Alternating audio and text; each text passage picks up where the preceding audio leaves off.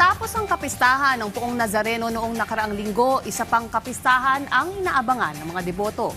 Ito ang kapistahan ng Poong Santo Niño na ipagdiriwang sa darating na linggo.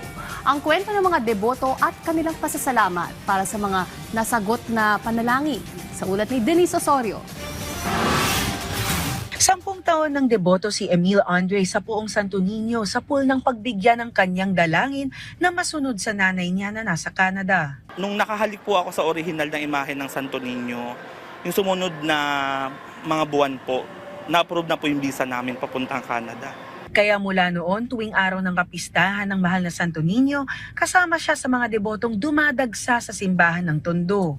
Pero para kay Emil, hindi lamang tuwing kapistahan ang debosyon sa Santo Niño, kundi isang panata ng pasasalamat at pamumuhay ayon sa pananampalataya, lalo na sa mga panahong sinusubok ang pamilya at kinabukasan.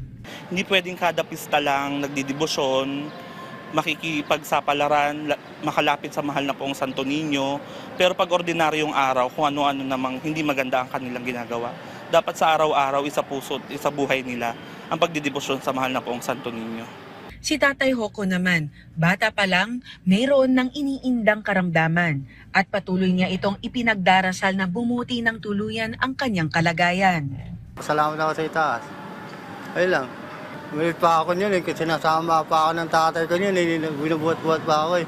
Kasama ang kanyang asawa na si Emelisa, patuloy na dinadala nila ang kanilang pamilya sa simbahan, isang simpleng sakripisyo kapalit ng panalig na nagbibigay sa kanya ng pag-asa at lakas ng loob.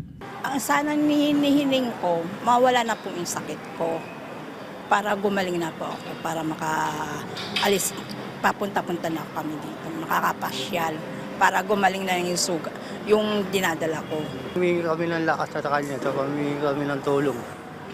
Para masigurado maligtas kami sa sakit o kay karamdaman. Ay na namin sa paniniwala namin. Kaya naman isa sina Emil at Pamilya Rodriguez sa nag-aabang sa mga kaganapan sa paparating na banal na okasyon. Mula noong January 8 hanggang sa January 16, mayroong nobina sa karangalan ng mahal na Poong Santo Niño de Tondo kada alas 6 ng gabi sa simbahan at sa barangay. Sa January 16, Santa Misa ante Visperas ng alas 6, alas 7 at alas 8 ng umaga. At sa hapon naman ay alas 4 hanggang alas 7 kada ora. Para sa Visperas Mayores sa January 17 naman, sisimula ng araw ng Santa Misa alas 6 ng umaga, kasunod ang prosesyon ng lakbayaw ng alas 7 at ang sakramento ng kumpil ng alas 10. At sa mismong araw ng kapistahan ng mahal na Poong Santo Niño de Tondo sa January 18, maliban pa sa oras-oras na nobina buong araw mula hating gabi, mayroong prosesyon sa Bukang Liwayway ng alas 4 ng umaga at prosesyon sa gabi ng alas 7 ng gabi. Sa gitna ng makabagong panahon at iba't ibang pagsubok, buhay na buhay ang debosyon sa Poong Santo Niño.